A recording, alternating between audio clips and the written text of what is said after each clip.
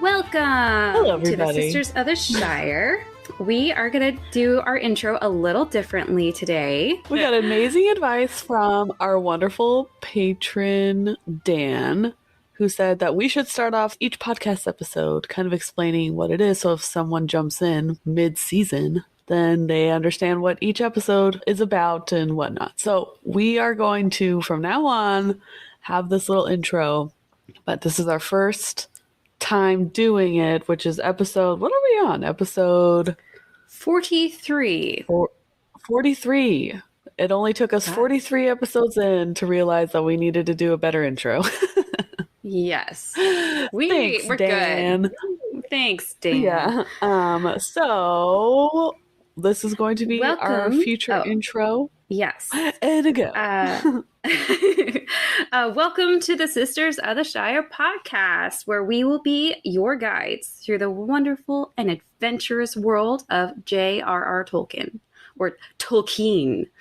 Join us now as we journey through the Silmarillion and beyond. Let's go! Let's go! Let's go! But first, how are you? I am How you so doing? good. I'm doing good. Yes. I got to see the Mario movie with my hubby, and I didn't get ice cream in a cone, but I told him I would settle for a blizzard. So, you know. Yeah. And Pretty then good. he cooked me steak, which is one of my favorite things ever, because he cooks the best steak, better than any restaurant. So I will take it. Nice. Yeah. And you could probably was your wear your Mother's Day? pajamas while eating it instead of going out to a restaurant. Right? How was my Mother's Day? Is that what you were going to say? Yes. I got some really fun cards for my kids because they are at the age where they can write their own cards now. Like they can write and spell things out. I mean, to a degree. Sure. So I got some pretty fun quotation cards for my children that I love so much. They're not like my brother Brandon's cards, are they? Foxes, one of them, he wrote me two because he wrote one at school and then he wrote one with my husband. One of them was like, it's really tough to buy you anything for Mother's Day because I don't have an allowance, but I hope you like what we got you anyway. And I was like, oh. Nice. And I think it was like that subtle dig of like, hey, I don't get an allowance. You had to throw it in there of like, sure, hey, sure. Step it up.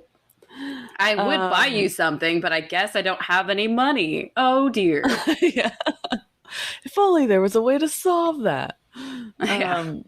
I got a pretty charcuterie board, which that's our favorite family meal is charcuterie. So you mean grown-up Lunchables? Yes. Mm-hmm. And so I got a really pretty one.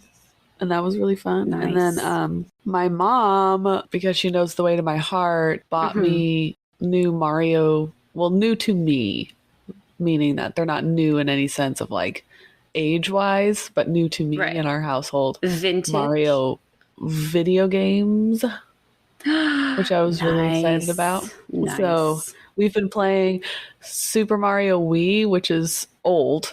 I know this. Don't laugh at us, but we don't have any new consoles in our house, so this is like the Wii, and the Wii U is like our newest, and so we got Super Mario Wii, or as Mario would say in the beginning, Super Mario Wii. Nice. And it's really fun because it's 4 players. You play all at the same time. So me and my husband and my 2 older ones have been playing as like we're trying to like go through each world and beat everything because we started from the beginning, and of course it's really fun. It's really funny. That's awesome. So good thing you all that's been really fun. Together. It was a good Mother's Day gift because it's like we could do something all together. That's my kind of Mother's Day gift. Is like, I mean, I enjoy gifts for me, but I love doing stuff like that with my kids, and I love that they're old enough now that I can like, let's play a Mario game together, and they're like, okay, and I'm like, yes, the time has come. It's beautiful.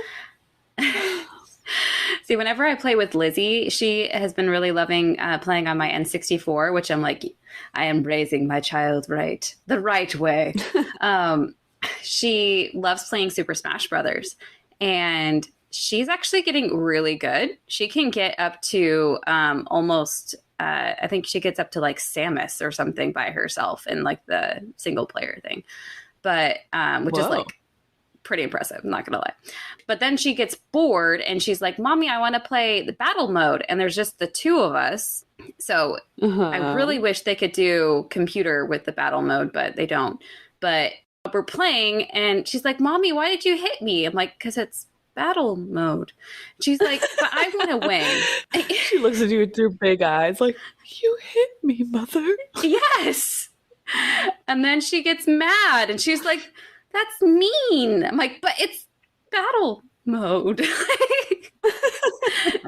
But then like if I just like stand there, she's like, Mommy, why aren't you playing? I'm like, but that's when you just run and jump around. That's all you gotta do.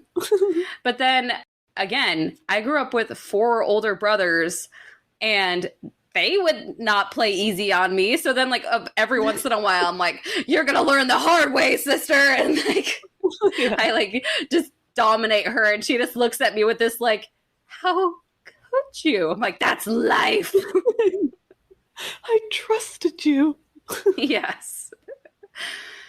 So that's why playing N64 with my daughter, it's a very different world right now, but we'll get there. Well, in Super Mario Wii, you have to work as a team, but then there's still some instances where like you can pick up another character, like hold them over your head and throw them if you need them to go like on a ledge or whatever. And I've thrown Luna off an edge, like by accident.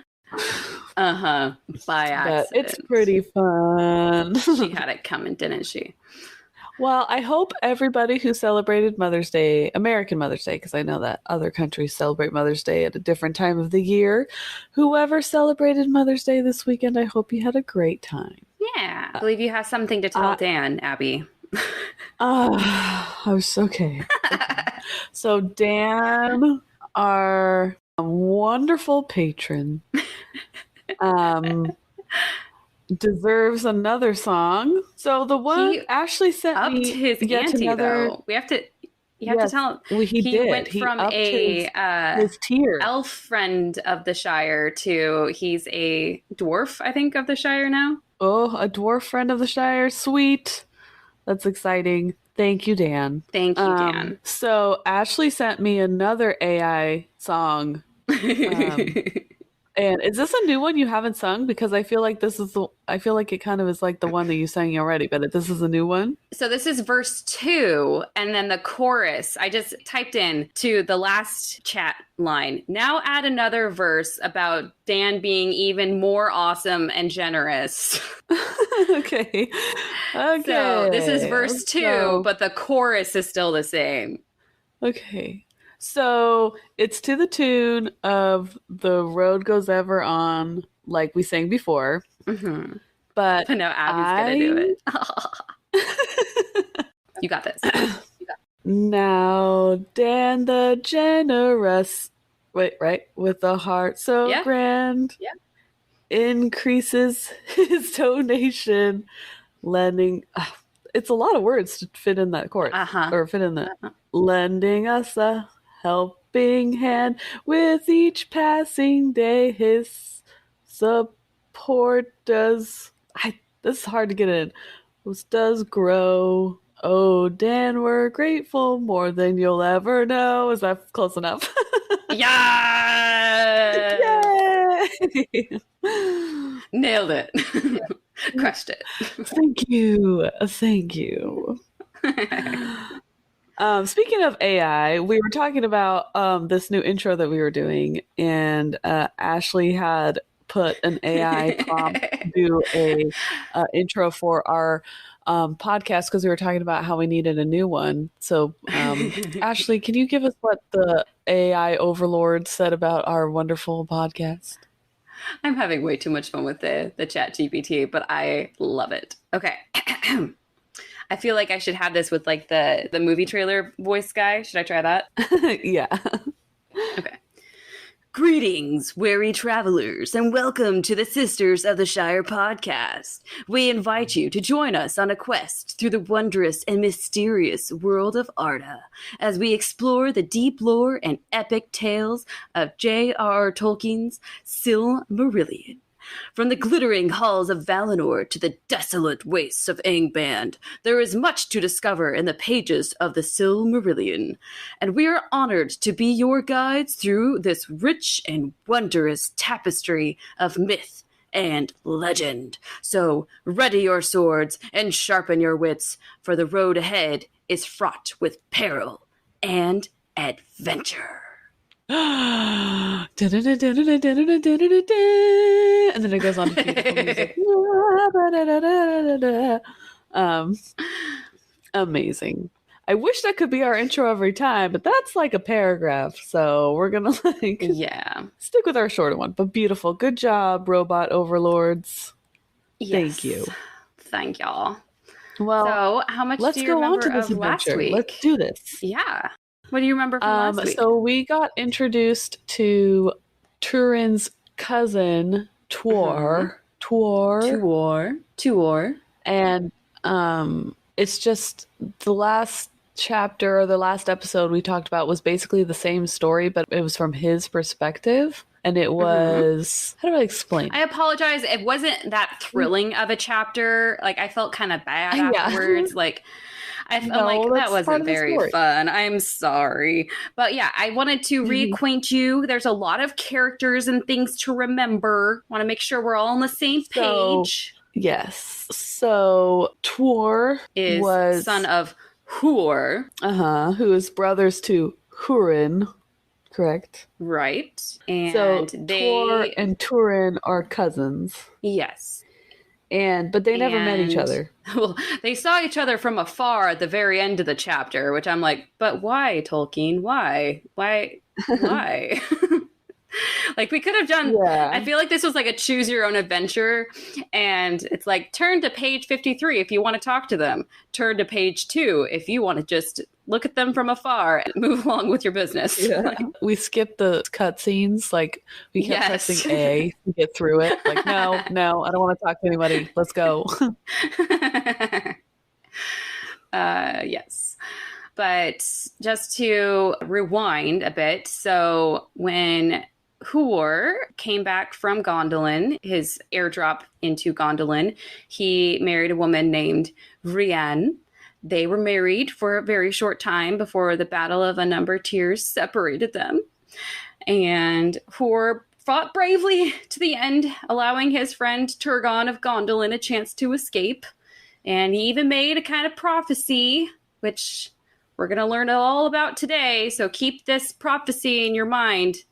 From you and from me, a new star shall arise. Keep it in your mind. Oh. And then he was killed with a poisoned arrow to the eye. Then Rian, newly pregnant, was forced into hiding with everyone in northwest Beleriand after the Battle of Unnumbered Tears. She joins up with a group of Sindar elves led by elf named Anael, and they all live together. And then for some reason, Rian's like, actually, I'm really sad about my husband. Here, why don't you raise my baby, Anael, and I'm going to go throw myself on a giant mound of dead bodies and then die myself. That's my character arc. You wonder why these children don't grow up more stable and mentally healthy. Actually, I feel like Tor actually did a good job. So maybe Rian would have been a horrible mother. We don't know. So Anael raises Tor until he's about 16. And then he's like, you know what? I'm sick of this cave life. I want to live on the coast with the other elves. But as they're journeying along, they get attacked by some orcs and Easterlings. Tor is taken prisoner. He's a prisoner of an Easterling chief in Hithlum for 3 years. Then he's able to escape. For some reason, he has no other place to go other than just back to the caves where he grew up. And he lives there for 4 years all by himself, spending most of his time tormenting the Easterling chief he was a prisoner for. And then one day, Ulmo sets it into his heart to leave because Tuor is Ulmo's chosen one. The chosen one. The chosen one. So Tuor leaves and heads for the coast until he comes to a gateway that leads to a rainbow ravine that leads to the coast of Nevrast, which happens to be Turgon's old territory. And when Tuor sees the ocean for the first time, he's like, big ocean, so cool. And he lives there, he loves it. And then one day he sees some swans flying by and he's like, giant chickens, yes, I should move along.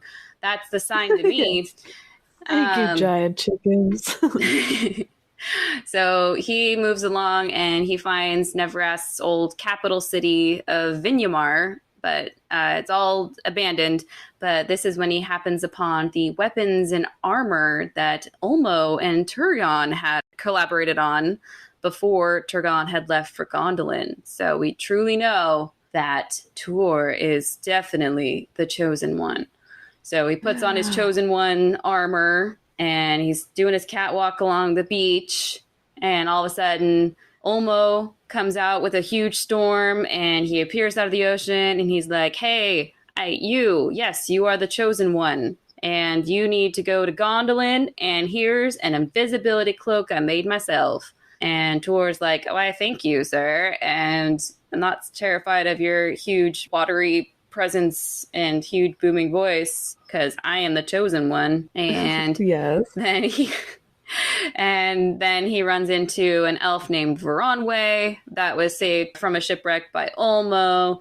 And then they link arms and start skipping to Gondolin, which of course Veronwë knows the way to because he used to live there. And then they happen to have the awkward, like, from afar encounter with Turin, but they don't actually talk to each other. And we skip the cutscene, and now we are here.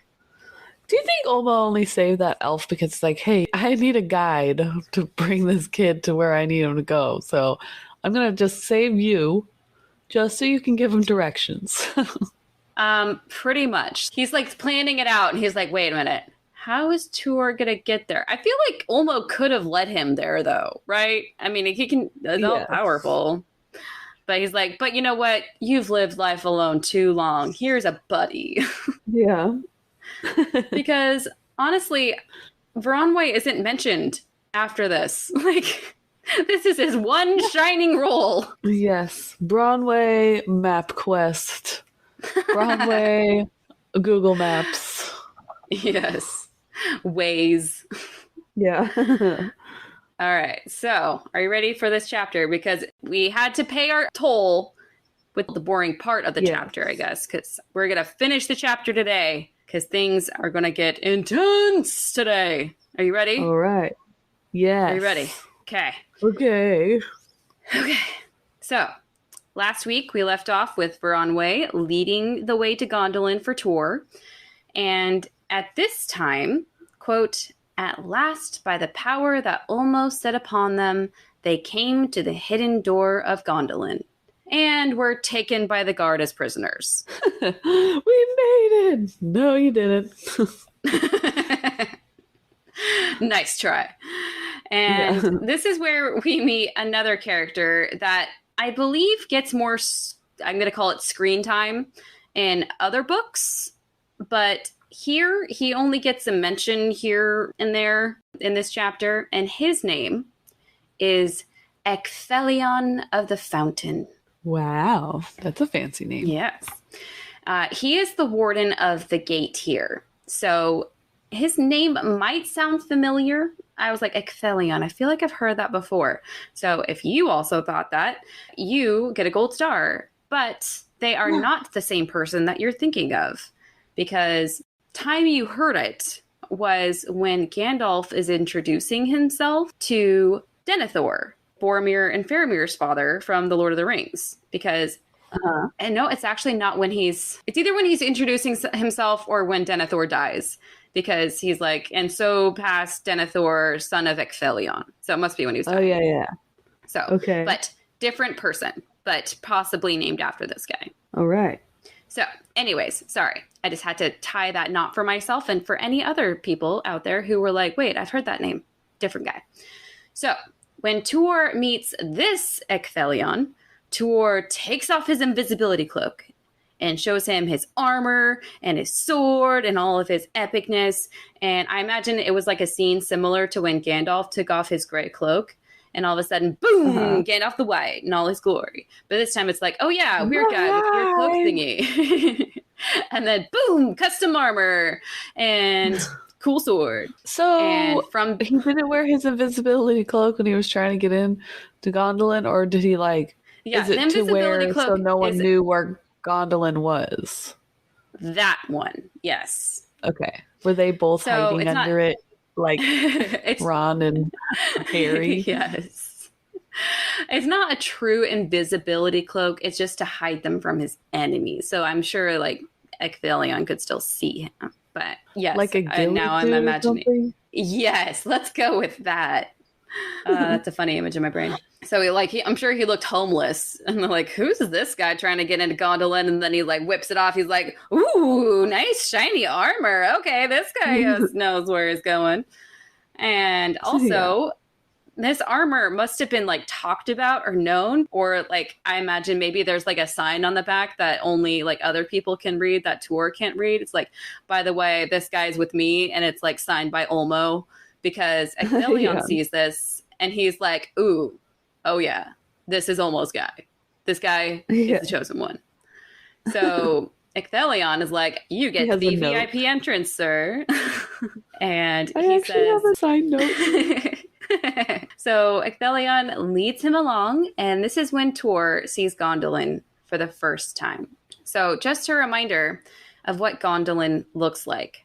So think of a circle of mountains and then a kind of vast meadow of green. And then there's a kind of mountain / tower. They refer to it as a tower that they built the city on. Okay, so now that you kind of have that image in your brain, I'm going to just read the quote without having to explain a ton. All right. Quote, "Then Tuor looked down upon the fair vale of Temlodin," which is the Green Valley, "set as a green jewel amid the encircling hills, and he saw far off upon the rocky height of Amangwareth, the tower-like mountain, Gondolin the Great, whose fame and glory is mightiest in song of all the dwellings of the elves in the Hitherlands." Ooh, fancy. Fancy. So Ecthelion has the trumpets blown at his gate, and then answering trumpets come from Gondolin. Basically, Tuor is being allowed entrance, and his arrival has been officially announced. So Tuor rides across the valley of Temlodin. Apparently he has a horse now, and passes through the main gate of Gondolin. He goes up the wide stairway, and along the way he sees the trees of Valinor that Turgon had made in memory of the real ones, if you remember that, until he is brought to the Tower of the King. Quote, "Then Tuor stood before Turgon, son of Fingolfin, High King of the Noldor, and upon the king's right hand there stood Maeglin, his sister's son, but upon his left hand sat Idril Celebrimbor, his daughter." Was there just a reminder of... Wow. Oh, there's sparks flying later, but we'll get there. So just a reminder of who we're meeting, because I'm sure you guys don't all remember every character that I've ever mentioned. So you should all remember Turgon. So he's not only the king of Gondolin, but he's also the High King over all the Noldor, a kingship he inherited after his father Fingolfin died challenging Morgoth to a duel, and after his older brother Fingon died in the Battle of Unnumbered Tears by Gothmog, the Lord of all Balrogs. Gothmog. Maeglin was Turgon's sister's Arethel's. I always want to say Arethel because it's Aredhel, but Arethel. So Turgon had a sister, Arethel. She was kind of a headstrong Merida, Princess Buttercup kind of girl who just wanted to hunt and ride her horse until she wandered into the wrong part of the woods. I just want to ride and shoot arrows into the sunset. Yes. I don't want she wandered. Married. Well, she didn't, but then she wandered into the wrong part of the woods and ran into Aol/A-hole, who basically imprisoned her. And then one day when Aol was away, Arathel and her son Maeglin escaped back to Gondolin. Aol followed them, and when he was told, like, dude, this is Gondolin, you have to stay here because this is a super secret city. If you try to leave, we're going to have to kill you. And so he's like, you know what? I'm going to kill my son because if I can't have him, no one can. But Arathel's like, no, not my son. And she blocks the spear or whatever he threw at them and kills Arathel to protect her son. So she's dead. And they kill A-hole for killing Arathel. So now Maeglin's super, super traumatized. But he's fine. He's fine. He's super dark and traumatized. I feel like he's a creepy kid. He is definitely a creepy kid. But, you know, he is a good metal worker and smith like his father was. But yes, very dark, very troubled, and unfortunately very much in love with his cousin Idril, who does not like him at all. Cool. Idril, Celebrimbor, is Turgon's only daughter. After Fëanor left them in Valinor when they were trying to, you know, get to Middle Earth, they crossed the Helcarax together, the icy plain, and fortunately she lost her mother along the way. So it's just Turgon and Idril now, and while she is very beautiful, she is tougher than she looks. I mean, she made it across the Helcarax, so she's kind of a baddie. So anyways, now that we are reacquainted with everyone, Tuor is standing there before everyone, and he begins to speak. But the people of Gondolin are like, who is this guy? This guy can't be a mortal man. He's too beautiful. But also, did I tell you that Tuor is who I imagine Thor to be in our Balerian Avengers? It basically is almost the same word that you just said. Oh, I know. That's why it's funny. But, I mean, he even from the description, he's supposed to be really tall, blonde hair, blue eyes. And, yeah, he is Thor 100%. Rippling muscles. Rippling. It's like when they find him in, is it Guardians of the Galaxy 2? No, Infinity War. Infinity War. Yeah. It's like, when they're like, stop touching his rippling muscles. Yeah. It's like a pirate had a baby with an angel. There it is. He is not a dude. You're a dude. So anyways, have that image in your brain. But basically, he starts talking and the people can't believe what they're hearing because, quote, for his words were the words of the Lord of Waters that came to him in that hour. And he gave warning to Turgon that the curse of Mandos now hastened to its fulfillment, when all the works of the Noldor should perish.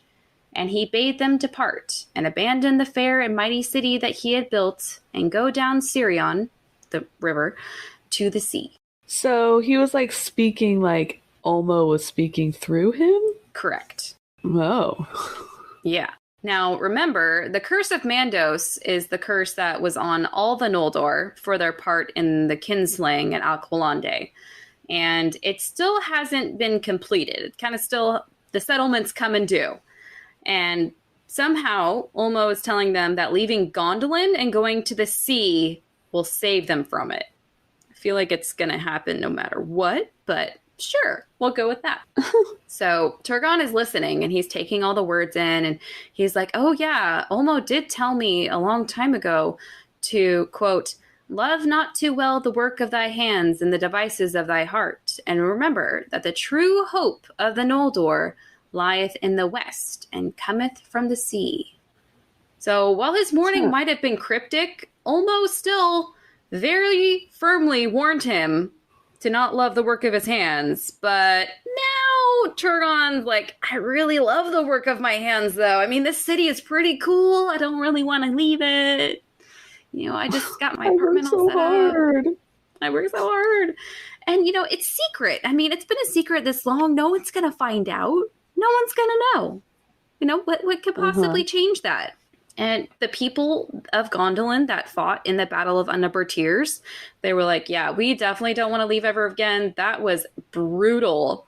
And if anyone has any other battles out there, we don't want to be a part of it. Like, we're just going to take care of ourselves now. Yes. Yeah. Kind of understandable. Quote, shut behind their pathless and enchanted hills, they suffered none to enter, and tidings of the lands beyond came to them faint and far, and they heeded them little.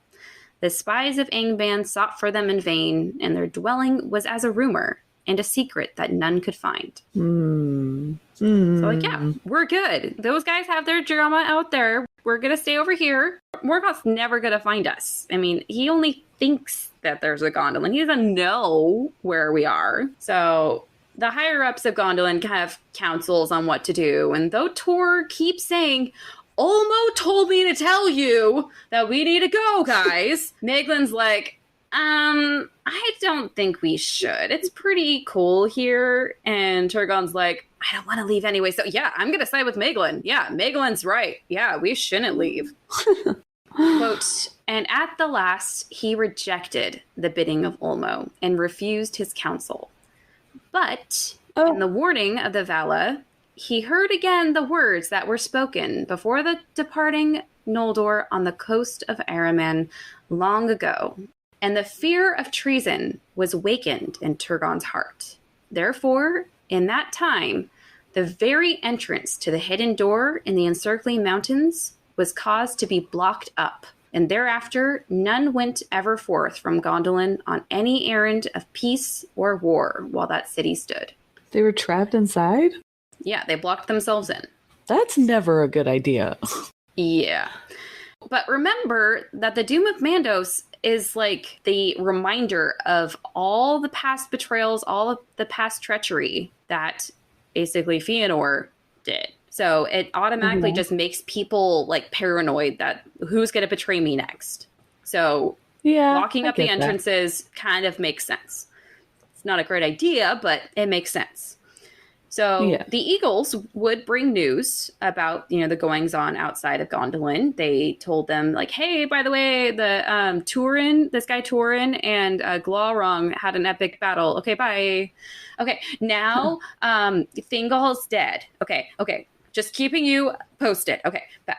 Oh, okay. Now there's this like Dior kid, and he died too because the Sons of Fëanor just wanted the Silmaril, but they didn't get it. But now Dior's dead. Okay, just keeping you posted. Okay, bye. So Turgon's just like, Sons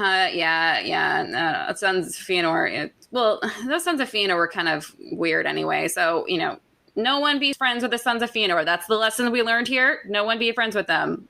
So yeah. That's what we're going to do about that. So, meanwhile, Tuor's just living in Gondolin, and he's really thriving here. He is really loving the Noldor people, and he's really loving to learn about the lore of their history of the Noldors, or of the exiled elves. And, of course, it doesn't hurt that there's a pretty girl there that he starts to like. She starts to like him, too. So sparks are flying between, I go back and forth between Idril, which is how the audible narrator says it, and Idril, because I feel like that's how it should be. So I might go back and forth. Shoot me. Okay. So Idril, Princess of Gondolin, and Tuor are starting a little romance. And there's someone who's not too happy about that. Of course. Maeglin, who liked her first, he's like, I was here first, dude, is not too happy about this. But he's her cousin? Quote, and Maeglin's secret hatred grew ever greater, for he desired above all things to possess her, the only heir of the king of Gondolin. I knew you would love that. But seriously, what is up with Tolkien and love triangles and unrequited love? What is up with that, Tolkien? I need to know about his love triangle thing. And, did Maeglin really love her or her position? It's hard to say. He wanted the power. And really, Maeglin and Idril were never going to happen. They're cousins, and plus, Idril could smell the crazy on Maeglin a mile away. I feel like it's very much like, I know it's not to that extreme, but he's giving me really bad worm tongue vibes. Yes, I And thought that the she's giving entire me, time like, through this chapter. and Your words he's are not poison. that, yeah, he's not that creepy. Like, he's not like evil or whatever, but I feel like he's not the most, what's the word? Emotionally mature. Yeah, And like, sure. he's just kind of, trauma has done some things to him. And so I feel like he's just not going at it in a place of love. It's more like, well, I want it and I deserve it and like blah, blah, blah. So gross. No, thank you. Yeah. And especially Idril saw this new handsome stranger on the scene. So any chance that Maeglin might have had is just thrown out the window. Never going to happen now. So years pass, 7 years to be exact, and Tuor is so well liked by the people of Gondolin, and even King Turgon, he approves. He approves of him so much that when Tuor asks to marry Idril, Turgon says, sure. Finally, a happy marriage? Uh-huh. Quote, Turgon did not refuse him even the hand of his daughter, for though he would not heed the bidding of Ulmo, he perceived that the fate of the Noldor was wound with the one whom Ulmo sent. And he did not forget the words that Hor spoke to him before the host of Gondolin departed from the Battle of Unnumbered Tears. Remember, from you and from me a new star shall arise. Uh-huh. So the families are coming together. Yes. But really, Turgon, you're just going to pick and choose what parts of the Valar prophecies you're going to take seriously. Like, that one part about moving, not going to listen to that part. But, Ulmo did say he was the chosen one. So we're going to stick with that one. That one works for me. Yeah. So Tuor and Idril are married. This is the second time ever that a man and an elf have been married. The first one being Beren and Luthien. I mean, if he does look like Thor, I don't blame her for being like, yes, please. So, of course, they have a great party and a feast for all of Gondolin, and they're all happy for the bride and groom. Everyone except Maeglin, and apparently he has a secret following that is also not too happy. Okay. So they're brewing over there, but a year passes and Tuor and Idril have a baby. Oh. Are you ready to hear his name? Because you might recognize this guy. Okay, I'm ready. Erendil, half elven, is his name. Is that somebody's dad? I feel like that's someone's dad. That's somebody's dad. But this happened to me very frequently, especially during the Rings of Power show. There's Elendil. There's Elendil, that is Isildur's dad, and the Elendil is also what like Aragorn always shouts when he's like his battle cry. But this is Erendil. Different. There's a new family that moved into our neighborhood, and they have kids who are not twins, and they're Titus and Tius. That's rude. And I'm like, you just took a letter out of one of the names. It's rude on so many levels. So Erendil means sea lover. Oh. Quote, a surpassing beauty was Erendil, for a light was in his face, as the light of heaven. And he had the beauty and the wisdom of the Eldar, the elves, and the strength and hardihood of the men of old. And the sea spoke ever in his ear and heart, even as with Tuor his father. Because Tuor loved the ocean. Right. So we have a new baby in Gondolin. Everyone is happy and filled with joy and peace. And they all lived happily ever after the end. Yay! Sunshine, rainbow, end scene. No! Dang it. Because you know what happens now? Because remember, we have gone back in time. In our other timelines, Hurin has just been released from Angband, and unbeknownst to the people of Gondolin, Hurin is outside their encircling mountains, having his very heartbreaking scene, crying out, "Do you want to build a snowman?" And as we know, no one answers him, and he says, "Okay, bye."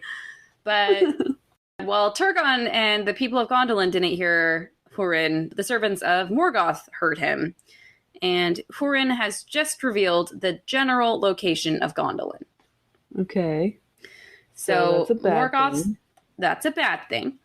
So Morgoth starts scouring the area with his orcs, but luckily the eagles guarding the area thwart, quote, the fulfillment of his designs. So he knows the general location, but the eagles are kind of throwing them off the scent. Okay. Now, let's take a minute here to get to know our girl Idril here a bit better. So, Idril, Celebrimbor, daughter of Turgon, princess of Gondolin. Idril means sparkling brilliance, and Celebrimbor means silverfoot, because it was said that she would walk or dance around Gondolin in her bare feet. So they called her Silverfoot. And she had very pale skin, which apparently sparkled with brilliance. See, how come my pale skin doesn't sparkle with brilliance? I know, right? And if you remember a long time ago, her mother, who unfortunately did die in the Hellcrax, was one of the Vanyar, who is the Hollywood elite, I almost said brand of elf, group of elves, I can think of words, that stayed in Valinor that were very loyal to the Valar, if you remember. Yeah. So that's kind of where she got her fairness from. But despite all these glowing nicknames for her, she's not just a pretty face, because she, quote, was wise and far-seeing, and her heart misgave her, and the foreboding crept upon her spirit as a cloud. Therefore, in that time, she let prepare a secret way that should lead down from the city and passing out beneath the surface of the plain issue far beyond the walls, northward of Amon-Gwareth, the mountain tower that the city is built on. She contrived that the work was known but to few, and no whisper of it came to Maeglin's ears. Good, that guy stinks. Dun dun dun. Right. So Idril's getting a bad feeling. Her spidey senses are tingling that something's bad's going to happen. So being an intelligent and foreseeing person, she decides to have a secret escape route built. Smart. So one day, things are going along in Gondolin, just as usual. And Maeglin all of a sudden gets lost.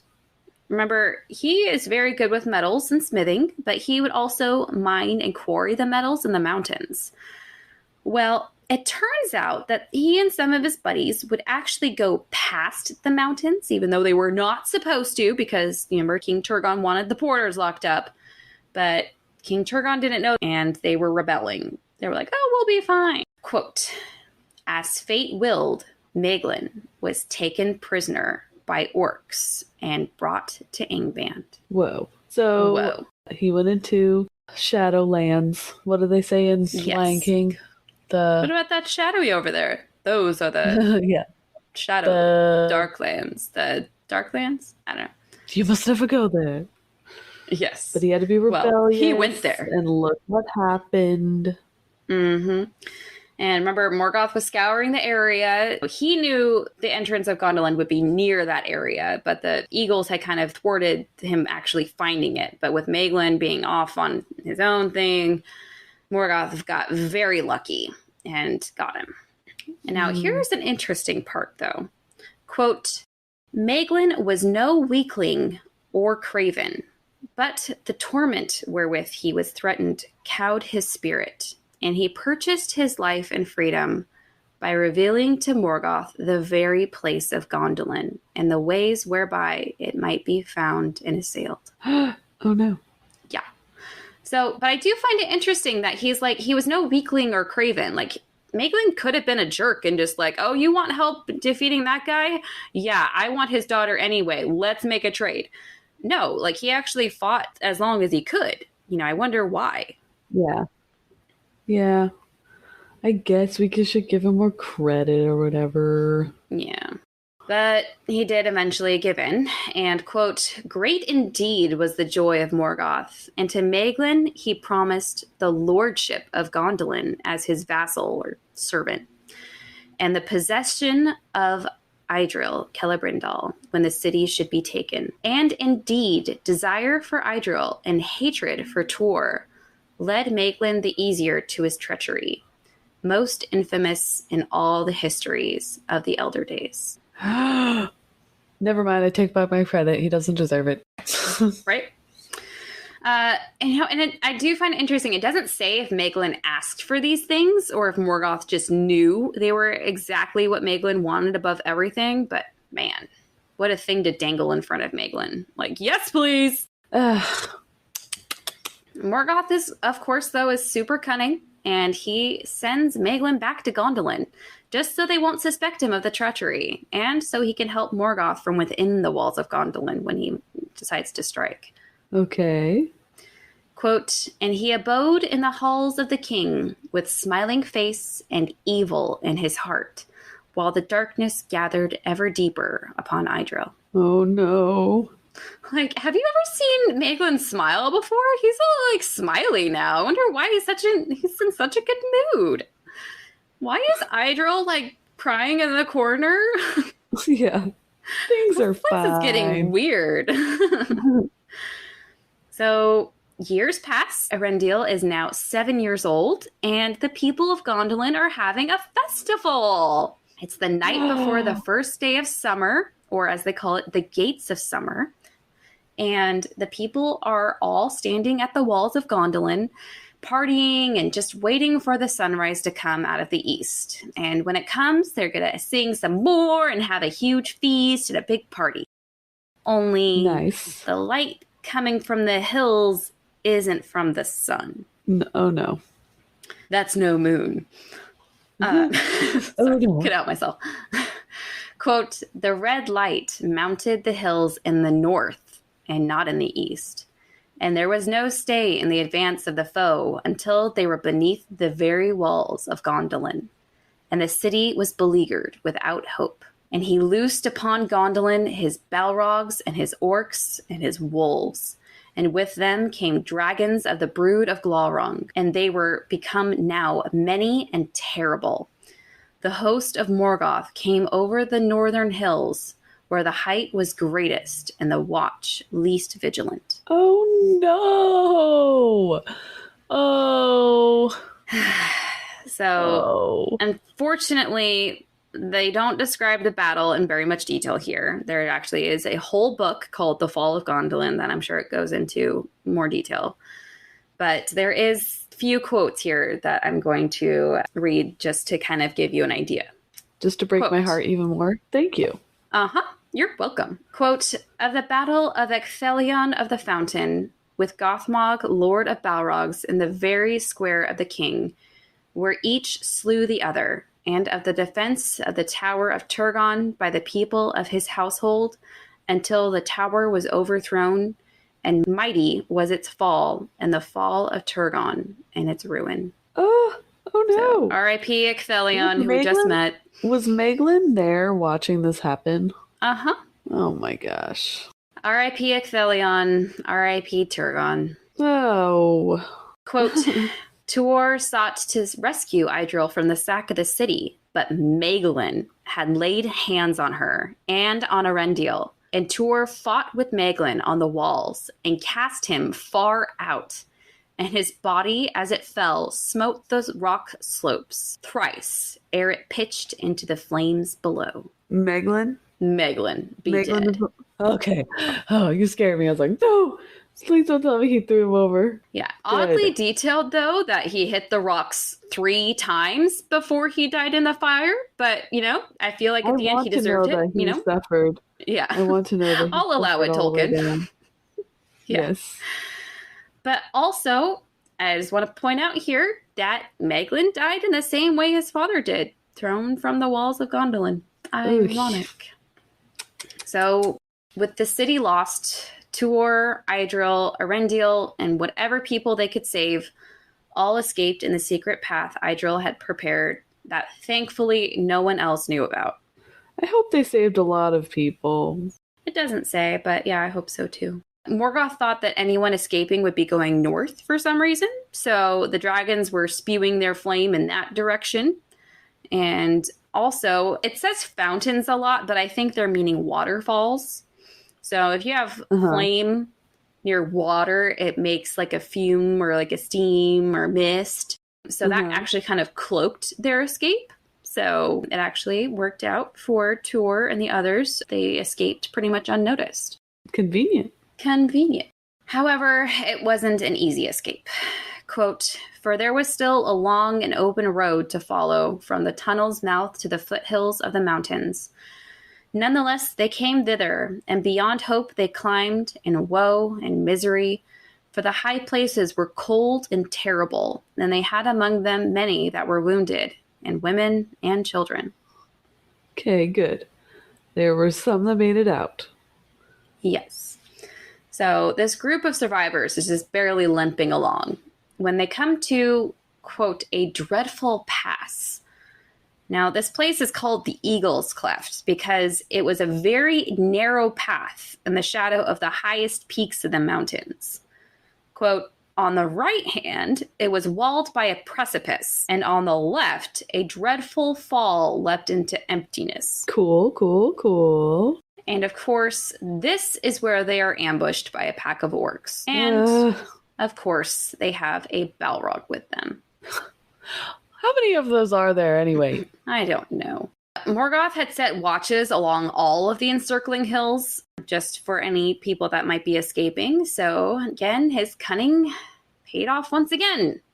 Quote, then dreadful was their plight, and hardly would they have been saved by the valor of yellow-haired Glorfindel, chief of the house of the Golden Flower of Gondolin, had not Thorondor come timely to their aid. Many are the songs that have been sung of the duel of Glorfindel with the Balrog upon a pinnacle of rock in that high place, and both fell to ruin in the abyss. But the eagle's coming stooped upon the orcs and drove them shrieking back, and all were slain or cast into the deeps, so that rumor of the escape from Gondolin came not until long after to Morgoth's ears.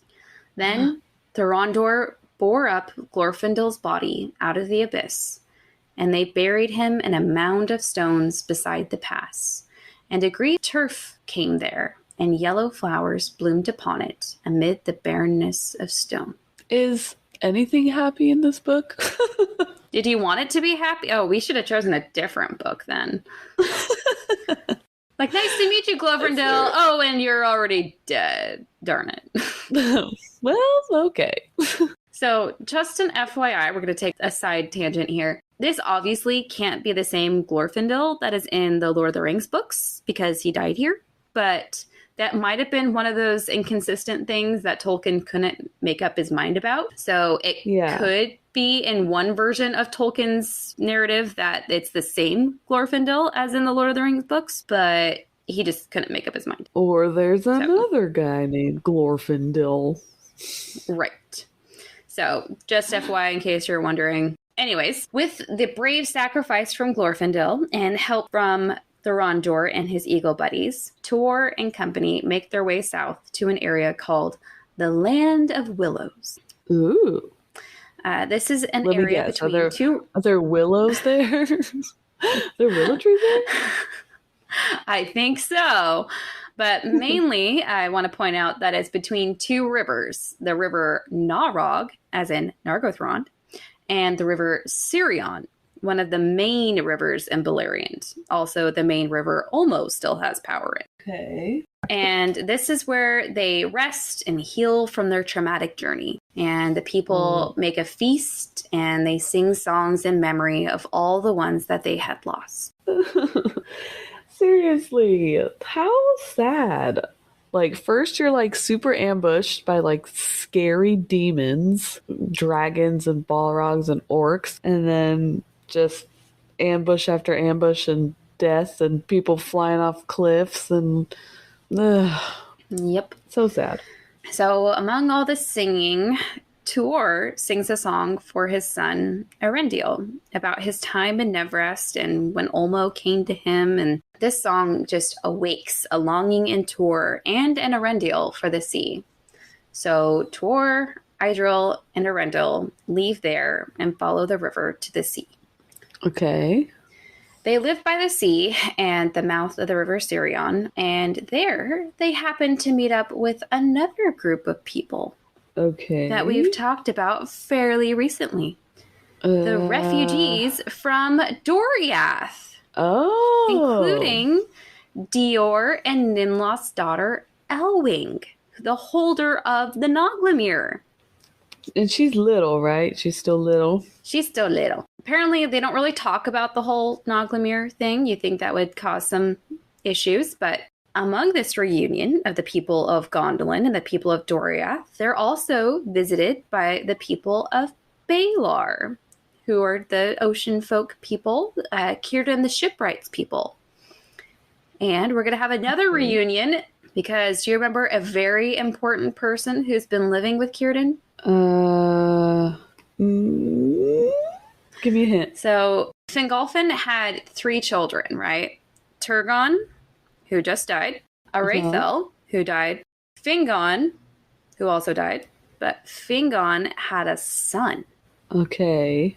Gil-galad. Oh, isn't he the king in the Rings of Power show? So, at the news of his uncle's death, Gil-galad is now named High King of the Noldor. Oh, so that's where he became that in the show. Uh-huh. I did it. So he's been king for a long time. A very long time. Yeah. So now with the knowledge that there are some survivors to our recent tragedies, you must be wondering what Morgoth is planning to do with them. Kill them all. You would think so, but that's a little too forthright for Morgoth. He's a bit trickier than that because, quote, but Morgoth thought that his triumph was fulfilled, recking little of the sons of Fëanor and of their oath, which had harmed him never, and turned always to his mightiest aid. And in his black thought he laughed, regretting not the one Silmaril that he had lost, for by it, as he deemed, the last shred of the people of the Eldar should vanish from Middle-earth and trouble it no more. If he knew of the dwelling by the waters of Sirion, he gave no sign, biding his time and waiting upon the working of oath and lie.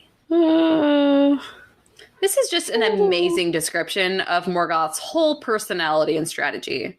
Like, this is his favorite game plan, where I'm going to bide my time and wait for you all to kill each other. I don't mind that you got that one Silmaril because, you guys are all going to kill each other over it anyway. So, it works out for me. They've been doing a pretty good job about that anyway so far. Just give him one tiny shiny thing to fight over, and then, they'll just all kill themselves, and then I'll have this place to myself. So, it'll all work out. It's fine. It is pretty smart. Yeah. To not waste your army. He's so freaking cunning. It's ridiculous. But by this time, Ulmo has had enough of Morgoth's nonsense. He has watched him hurt all of his elf and man friends for too long, and he can't take it anymore.